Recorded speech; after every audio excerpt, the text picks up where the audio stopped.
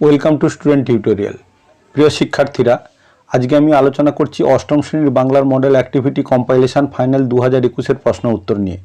এই প্রশ্ন উত্তরগুলো আমি যেভাবে লিখেছি ঠিক এইভাবেই সাদা কাগজ বা জেরক্স পেপারে ভালো করে লিখে তোমরা স্কুলে জমা করে দিও, ফুল নম্বর পেয়ে যাবে। চলো আমরা প্রশ্নগুলো নিয়ে আলোচনা করি এবং উত্তরগুলো কিভাবে লিখেছি দেখে নিই। দেখো, প্রশ্নটা আগে দেখে নাও। বাংলা অষ্টম শ্রেণী, পূর্ণমান 50। তোমরা একের দাগে 5 নম্বর রয়েছে, 5টা প্রশ্ন রয়েছে। 2-এর দাগে 10টা প্রশ্ন রয়েছে, 10 দুগুণে 20 নম্বর। 3-এর দাগে দেখে নাও 10 নম্বর রয়েছে, 5 গুণিতক 2 10। 4-এর দাগে 1 গুণিতক 5 আর 4-এর 2-এ রয়েছে 1 গুণিতক 5 আর 5-এর দাগে রয়েছে 5 নম্বর। এই হচ্ছে মোট 50 নম্বর। চলো উত্তরগুলো দেখে নাও। একের দাগে দেখো, ঠিক উত্তরটি বেছে নিয়ে লেখো। 1 গুণিতক 5 শূন্যস্থানে লিখতে হবে। 1.1 কি, ড্যাশ বিষয়ে পৃথিবীর কোনো জাতি আরবদের তুল্য নহে, আরব দিগের তুল্য নহে। তাহলে শূন্যস্থানে লিখবে আতিথেয়তা বলে নিচে আন্ডারলাইন করবে।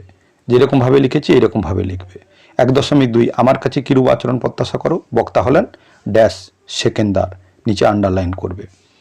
1.3 পশ্চিমে কুঁদরুর তরকারি দিয়ে ঠেকুয়া খায়, টেনিদাকে কথা বলেছেন ড্যাশ ক্যাবলা, ক্যাবলা নিচে আন্ডারলাইন করবে। 1.4 মাইকেল মধুসূদন দত্ত যে জাহাজ থেকে তার বন্ধু গৌরদাস বসাককে চিঠি লিখেছিলেন সেটির নাম ড্যাশ সিলোন, নিচে আন্ডারলাইন করবে। 1.5 কবি মৃদুল দাশগুপ্তের প্রথম কাব্যগ্রন্থ ড্যাশ জলপাই কাঠের এসরাজ, নিচে আন্ডারলাইন করবে। 2-এর দাগে চলে যাচ্ছি। নিচের প্রশ্নগুলি সংক্ষিপ্ত উত্তর দাও। 2 গুণিতক 10 সমান 20 নম্বর। 2.1 কি আছে দেখে নাও। মানধাতারি আমল থেকে চলে আসছি এমনি রকম। কোন প্রসঙ্গে কবি কথা বলেছেন, উত্তর দেখে নাও। রবীন্দ্রনাথ ঠাকুর রচিত বোঝাপড়া কবিতা থেকে আলোচ্য উদ্ধৃতিটি গৃহীত। জীবনের চলমানতার স্বাভাবিক ধর্ম অনুযায়ী কিছু মানুষ ফাঁকি দেয়, কিছু মানুষ এই ফাঁকি পূরণ করে দেয়। আবার কারোর ভাগ্যের সম্পদ অন্য কারোর ভাগ্যে শূন্য করে দেয়। এই প্রসঙ্গে কবি উক্ত কথাটি বলেছেন। এরপরের প্রশ্নে চলে যাচ্ছি। 2.2 আমার অপেক্ষা আপনাকার ঘোরতর বিপক্ষ আর নাই, বক্তার এই কথা বলার কারণ কি, উত্তর দেখে নাও। ঈশ্বরচন্দ্র বিদ্যাসাগর রচিত অদ্ভুত আতিথেয়তা গল্প থেকে প্রশ্নোক্ত বক্তব্যটি নেওয়া হয়েছে।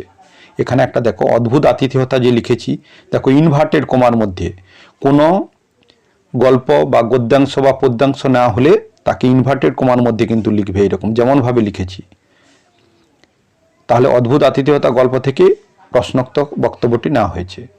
উভয় সেনাপতি যখন কথোপকথন করছিলেন তখন মূর সেনাপতির কথায় আরব সেনাপতি জানতে পারেন যে মূর সেনাপতি তার পিতৃহন্তা, মানে পিতাকে হত্যা করেছে। তাছাড়া সে বিপক্ষীয় তো বটেই, তাই আরব সেনাপতি প্রশ্নোক্ত কথাগুলি বলেছেন। এরপরের প্রশ্ন দেখে নাও। 2.3 তোমরা এই প্রশ্নগুলো কীরকম লিখবে দেখো। এই যে দেওয়া আছে এরকম স্ক্রিনশট নেবে, দেখে দেখে উত্তরটা যেমনভাবে লিখেছি লিখে নেবে, বা ভিডিও চালাবে পজ করে করে লিখে নেবে, কোনো অসুবিধা নেই। জাস্ট লিখে সাদা কাগজে বা জেরক্স পেপারে লিখে ভালো করে জমা করে দেবে, পুরো নাম্বারটাই পেয়ে যাবে। 2-1 যদি কাটবে নাহলে পুরো নাম্বারটাই দিয়ে দেবে। হাতের লেখাটা কিন্তু সুন্দর করে লিখবে কিন্তু। এরপরে দেখো 2.3 অ্যান্টিগোনস, তোমার এই উদ্ধতির জন্য তোমায় আমার সাম্রাজ্য থেকে নির্বাসিত করলাম। অ্যান্টিগোনস কোন উদ্ধত দেখিয়েছে, দেখো উত্তর দেখো। দ্বিজেন্দ্রলাল রায়ের লেখা চন্দ্রগুপ্ত নাটকে গ্রিক সম্রাট সেকেন্দারের কাছে অ্যান্টিগোনস যখন গুপ্তচর সন্দেহ চন্দ্রগুপ্তকে নিয়ে আসে, তখন কথোপকথনের মাধ্যমে জানা যায় গ্রিক সেনাপতি সেলুকাস সরল বিশ্বাসে চন্দ্রগুপ্তকে যুদ্ধ কৌশল শিক্ষা দিয়েছিলেন। কিন্তু এই নিয়ে সেলুকাস ও অ্যান্টিগোনসের মধ্যে বিবাদ সৃষ্টি হয়। এমনকি অ্যান্টিগোন সেলুকাসের উপর তরবারি নিক্ষেপ করেছিল। সম্রাট সেকেন্দারের সামনেই অ্যান্টিগোনসের এই কার্যকলাপকে উদ্ধত বলা হয়েছে। এরপরের প্রশ্নে চলে যাচ্ছি। 2.4 তোদের মতো উল্লুকের সঙ্গে পিকনিকের আলোচনাও ঝকমারি, কোন কথা প্রসঙ্গে টেনিদা এমন মন্তব্য করেছিল, উত্তর দেখে নাও। উত্তর হচ্ছে নারায়ণ গঙ্গোপাধ্যায়ের লেখা বনভোজনের ব্যাপার গল্পে আয়োজিত পিকনিক দলের দলপতি ছিলেন টেনিদা। পিকনিকের মেনু তৈরি করতে গিয়ে বেশ আলোচনা হচ্ছিল পোলাও, ডিমের ডালনা, রুই মাছের কালিয়া, মাংসের কোরমা, মশলাদা দোসে, স্বামী কাবাব প্রভৃতি সুস্বাদু খাবার। কিন্তু হঠাৎ করে এই সুস্বাদু মেনুর সঙ্গে জুড়ে দিয়েছিল আলু ভাজা, শুক্তো, বাটি চচ্চড়ি, ক্যাবলা জুড়িয়েছিল কুদরুর তরকারি দিয়ে ঠেকুয়া। এত স্বাদের খাবারের মধ্যে এই বিষাদ খাবারগুলো টেনিদার মাথা গরম করে দেয়, ফলে তিনি উপরিউক্ত বক্তব্যটি করেছিলেন বা মন্তব্যটি করেছিলেন। এরপর দেখো 2.5 কৌতূহলী দুই চোখ মেলে অবাক দৃষ্টিতে দেখে চড়ুই পাখির চোখে কৌতূহল কেন। উত্তর দেখে নাও। কবি তরপত রায় রচিত একটি চড়ুই পাখি কবিতায় চড়ুই পাখি কৌতূহলী কারণ তার ধারণা অনুযায়ী সাধারণত অট্টালিকা জনপূর্ণ হয়, কিন্তু এই বাড়ি কোথাও একটা শূন্যতাও আছে যা তাকে বিস্মিত করে তোলে। আধুনিক জীবনের নিসঙ্গতা, আত্মকেন্দ্রিকতা ওতপ্রোতভাবে জড়িয়ে গিয়েছে ঘরটিতে। তাই চড়ুইটির হয়েছে মনে কবির অনুপস্থিতি বিধাতার কৃপায় কক্ষে সর্বস্ব তারই হয়ে যাবে। 2.6 প্রশ্ন দেখে নাও। ছেলের কথা শুনেই বুকুর মার মাথায় বজ্রাঘাত। বুকুর কোন কথায় তার মা অতিথিদের সামনে অস্বস্তিতে পড়লেন? উত্তর দেখে নাও। আশাপূর্ণা দেবীর কি করে বুঝবো গল্পে বুকু যখন তার মাকে অতিথিদের আগমন সংবাদ জানিয়েছিল তখন তিনি অত্যন্ত বিরক্ত হয়েছিলেন এবং বুকুর সামনে বলেছিলেন যে অসময়ে বাড়িতে লোক বেড়াতে আসা তার ভালো লাগে না। অথচ পরে অতিথিদের সামনে সেই মনোভাব সম্পূর্ণ গোপন করে তিনি তাদের সাদর অভ্যর্থনা জানিয়ে আনন্দ প্রকাশ করেছিলেন, কারণ সেটাই সামাজিক ভদ্রতা। কিন্তু বুকু অল্প বয়সী হওয়ায় তার ওই সামাজিক বোধ জন্মায়নি।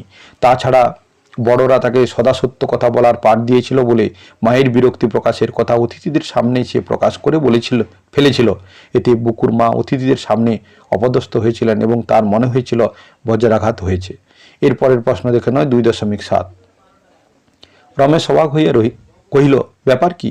উত্তরে চাষিরা কি বলেছিল? উত্তর দেখে নাও। শরৎচন্দ্র চট্টোপাধ্যায় রচিত পল্লী সমাজ গল্প থেকে উক্ত অংশটি গৃহীত হয়েছে। হঠাৎ করেই গ্রামের জনকুড়ি কৃষক কাঁদতে কাঁদতে ছোটবাবু রমেশের কাছে আসে। চাষিদের পরিত্রাহী কান্না দেখে রমেশ প্রথমে অবাক হয় এবং এই কান্নার কারণ অর্থাৎ ব্যাপার কি তা জানতে চায়। চাষিরা রমেশকে জানায় একটানা বৃষ্টিতে প্রায় 100 বিঘা মাঠ জলমগ্ন। জমা জল না বের করলে সমস্ত ফসল নষ্ট হবে এবং চাষিদের সারা বছরের অন্ন সংস্থান থাকবে না। গ্রামের জমিদার বেনিবাবু মাঠের জল কাটতে নারাজ, তাই চাষিরা দয়ালু রমেশের কাছে এসেছিল সাহায্য চাইতে। এরপরের প্রশ্ন দেখে নাও 2.8। গাছের জীবন মানুষের জীবনের ছায়ামাত্র। লেখকের এমন বক্তব্যের কারণ কি? উত্তর দেখো। বিজ্ঞানী জগদীশচন্দ্র বসু রচিত গাছের কথা গদ্যাংশ থেকে উক্ত অংশটি গৃহীত হয়েছে। বিজ্ঞানী জগদীশচন্দ্র বসু গাছপালা ভালোবাসতে শিখে তার লেখক অনুভব করেছেন গাছেরা আহার করে দিনে দিনে বাড়ে, তাদেরও অভাব দুঃখ কষ্ট জীবন ধারণের সদাব্যস্ততা আছে। চুরি ডাকাতি গাছের মধ্যেও দেখা যায়, পারস্পরিক সাহায্য বন্ধুত্ব স্বার্থত্যাগ গাছের মধ্যে দেখা যায়, প্রয়োজনে সন্তানের জন্য জীবন ত্যাগ মানুষের সঙ্গে গাছের সাদৃশ্যমূলক ধর্ম লক্ষ্য করেই লেখক এমন মন্তব্য করেছেন। এরপরের প্রশ্নে চলে যাচ্ছি 2.9। তবু নেই সে তো নেই রে, কি না থাকার যন্ত্রণা পঙ্ক্তিতে মর্মারিত হয়ে উঠেছে। উত্তর দেখো। বুদ্ধদেব বসু রচিত হাওয়ার গান কবিতা থেকে উক্ত অংশটি গৃহীত হয়েছে। কবি দেখেছেন হাওয়াদের কোনো বাড়ি নেই, হাওয়া বাড়ি তথা আশ্রয়ের খোঁজে সারা পৃথিবীতে ঘুরে বেড়ায়। পৃথিবীর সব জল ও তীর ছুঁয়ে, পাহাড় বন্দর নগর অরণ্য প্রান্তর ছুঁয়ে, পার্কের উপর দিয়ে ঘুম ঘুম ঘরের পাশ দিয়ে, সমুদ্রের ঢেউয়ের মাথায় মাথায়, সমুদ্রের চলা জাহাজের ডেকের উপর দিয়ে হাওয়া অবিরাম ঘুরে বেড়ায়। এই ছিল এটার প্রশ্নের উত্তর। এরপর দেখে নাও 2.10। ছন্দহীন বুনো চালতার। বুনো চালতাকে ছন্দহীন বলা হয়েছে কেন? উত্তর দেখে নাও। কবি জীবনানন্দ দাশ পাড়াগাঁর দুপ্রহর ভালোবাসি কবিতায় 3য় স্তবকে জানিয়েছেন প্রাচীন বুনো চালতার বেঁচে থাকা প্রচণ্ড একঘেয়ে, একাকিত্ব ভরা। বুনো চালতার গাছ বহুদিন ধরে একই রকম স্থির অবস্থায় তার শাখাগুলি নত করে বিরাজমান। এই গাছে বহুদিন যাবৎ লক্ষ্য করা যায়নি কোনো প্রকার চাঞ্চল্য। তাই এই প্রসঙ্গে কবির মনে হয়েছে চালতার এই রূপ জীবন ধারণ যেন ছন্দহীন। এরপরে চলো 3 দাগের প্রশ্নে চলে যায়। নিচের প্রশ্নগুলির উত্তর নিজের ভাষায় লেখো। 5x2 10 নম্বর। 3.1 পরবাসী কবিতায় শেষ 4টি পংক্তিতে কবির প্রশ্নবাচক বাক্য ব্যবহার করা তাৎপর্য বিশ্লেষণ করো। উত্তর দেখো। কবি বিষ্ণুদের পরবাসী কবিতার শেষের স্তবকের 4টি বাক্যে জিজ্ঞাসা চিহ্ন ব্যবহার করেছেন, যা কবিতাকে বিশেষ মাত্রায় পৌঁছে দিয়েছে। কবি যেন তীর্যক তীক্ষ্ণ প্রশ্নের কষাঘাতে মানুষের বিশেষত ব্যবসায়ীজীবীদের বিবেককে জাগিয়ে তুলতে সচেষ্ট হয়েছেন। সভ্যতার আগ্রাসনে পৃথিবীর নদী পাহাড় গাছ লুপ্ত হচ্ছে, বনে বসবাসকারী প্রাণীরা হারিয়ে যেতে বসেছে, নিজের দেশের মানুষ উদ্বাস্তুর মতো ঘুরে বেড়াতে বাধ্য হয়েছে, তারা স্থায়ী স্বাভাবিক জীবনযাপনে চিরপ্রত্যাশী আগ্রহী। শেষ স্তবকে কবির একাধিক প্রশ্নের মধ্য দিয়ে আমরা তার বন ও বন্যপ্রাণী তথা প্রকৃতির প্রেমের পরিচয় পায়। 3.2 প্রশ্নে দেখে নাও, আজ সকালে মনে পড়ল একটি গল্প, গল্পটি বিবৃত করো। উত্তর দেখো, অবনীন্দ্রনাথ ঠাকুরের লেখা নাটোরের কথা গল্পে নাটোরের মহারাজ ছিলেন এই সম্মেলনে রিসেপশন কমিটির প্রেসিডেন্ট বা সভাপতি। রবীন্দ্রনাথ, অবনীন্দ্রনাথ, ডব্লিউ.সি. বনোয়ারজি, জানকীনাথ ঘোষাল এবং আরও বেশ কয়েকজন পথিতযশালোক নটরে অনুষ্ঠিত এই সম্মেলনে আমন্ত্রিত হয়ে যাত্রার প্রস্তুতি নিলেন। মহারাজের সুবন্দোবস্ত বিশেষ ট্রেন ও স্টিমারে সকলের নটরে পৌঁছালেন। স্টিমারে সকলের খাবারের আয়োজন ছিল। নটরের রাজবাড়ি সাজসজ্জা সকলের দৃষ্টি আকর্ষণ করল। রাজ সমাদরে সকলের প্রীত হলেন। নটরের মিষ্টি বিখ্যাত অতিথিদের খাওয়ার সময় দরজার কাছে বসে হালুইকার টাটকা সন্দেশ তৈরি করে দিল। এরপর গোল টেবিলে প্রাদেশিক সম্মেলন শুরু হলো। রবীন্দ্রনাথের সহায়তা অবনীন্দ্রনাথ সহ তরুণরা সম্মেলনটি বাংলায় চালিয়ে নিয়ে যাওয়ার অনুরোধ জানালেন। এ নিয়ে দুপক্ষে বিস্তর মত বিনিময় ও তর্কাতর্কির পর অবশেষে ছোটদের মতই প্রাধান্য পেল। রবি ঠাকুরের সোনার বাংলা গান দিয়ে সম্মেলনটি শুরু হলো। সমস্ত সম্মেলনটি বাংলায় অনুষ্ঠিত হলো সুন্দরভাবে।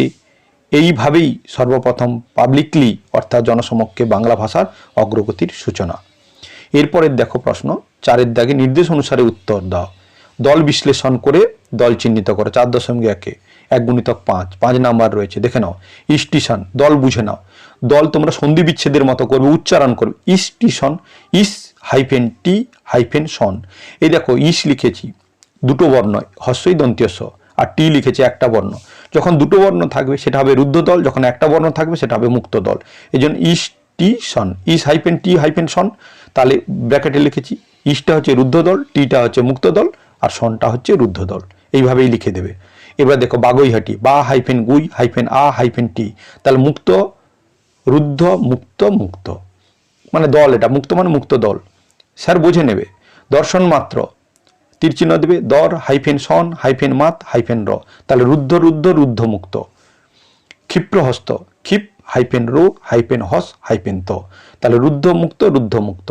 এরপর দেখো অদ্ভুত রকম, অদ হাইফেন ভূত হাইফেন র হাইফেন কম, রুদ্ধ রুদ্ধ মুক্ত রুদ্ধ দল। ঠিক আছে। এরপরে 4.2 দেখে নাও, উদাহরণ দাও। 1 × 5 মধ্যাস্বরগমের উদাহরণ। তাহলে রত্ন গ্রেটার দেন রতন, কমা দিবে ভক্তি গ্রেটার দেন ভকতি। এরপর স্বরভক্তি, স্বরভক্তির অন্যান্য বিপ্রকর্ষ বলা হয়, স্বরভক্তি বা বিপ্রকর্ষ। কর্ম গ্রেটার দেন করম, ধর্ম গ্রেটার দেন ধরম। অন্তস্থ অশ্রুতি, মা এর গ্রেটার দেন মায়ের। রেডিও, রয়কার ডয় হস্যইকার ও গ্রেটার দেন রেডিও, রয়কার ডয় হস্যইকার অন্তস্থ ওকার। এরপর দেখো অন্ত সরলোপ, আজি গ্রেটার দেন আজ। এরপর দেখো এখানে বলছে অন্ত সরলোপ, স্বরের লোভ হচ্ছে হস্যই, ওই যে হস্যইকার হস্যই, আজ হয়েছে ভিত্তি ভীত। ভিত্তি তো হয়তো হস্যইকার ছিল, হস্যইকার মানে হস্যই, এটা স্বরলোভ হয়ে গেছে, ভীত হয়ে গেছে। অনন্য স্বরসঙ্গতি, যোগ্য অন্তস্থ জয়কার গজফলা গ্রেটার দেন যুগী। এরপরে দেখো 5 দাগের প্রশ্ন, একটা চিঠি লিখতে হবে। বন্যার প্রকোপে গ্রামের বহু কৃষিজমি নদীর গ্রাসে হারিয়ে যাচ্ছে। নদীর পাড়গুলি স্থায়ী রক্ষণাবেক্ষণ প্রয়োজন। এ বিষয়ে সংবাদপত্রের সম্পাদকের কাছে একটি চিঠি লেখো। 5 নম্বর রয়েছে। যেমনভাবে আমি লিখেছি তোমরা সেইভাবেই লিখবে। মাননীয় সম্পাদক মহাশয় সমীপে এসে কমা দেবে। এরপর বর্তমান পত্রিকা, সুরেন্দ্রনাথ কলোনি, বারাসাত, নবপল্লী, কলকাতা 7,126,000। ডান দিকে তারিখ দেবে 28/11/2021। এরপরে দেখো বিষয় লিখেছি বন্যার প্রকোপে কৃষিজমি হারিয়ে যাওয়া জনিত সমস্যা। এরপরে এরকম লিখবে সবিনয় নিবেদন, কমা, প্রতি বছর বন্যায় মৌরাক্ষীতি বান এসে আশেপাশের গ্রামগুলি প্লাবিত করে। সাময়িক উদ্বাস্তু হয় অনেক গ্রামের মানুষজন। আবার রুচি রোজগার ও পেটের তাগিদেই তাদের সেই নদীর ধারেই বসতি গড়ে তুলতে হয়। কিন্তু বর্তমান নদীর আপন খেয়ালে তার পথ করে নিয়ে বয়ে যাচ্ছে। আর সেই কারণেই সর্বনাশ ঘটেছে নানা মানুষের। মৌরাক্ষীর নদীপথে পরিবর্তন আসায় দাসপাড়া, লম্বদপুর প্রভৃতি গ্রামগুলি একটু একটু করে নদীগর্ভে বিলীন হচ্ছে।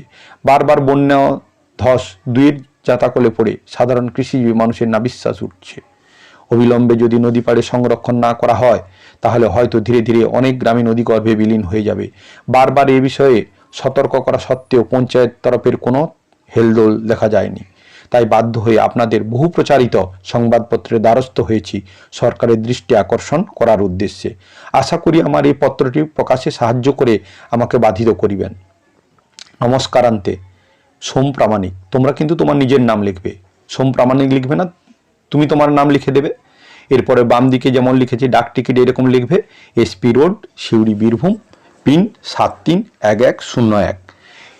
এই ছিল তোমাদের বাংলার 50 নম্বরের মডেল অ্যাক্টিভিটি কম্পাইলেশন ফাইনাল 2021-এর প্রশ্ন উত্তর।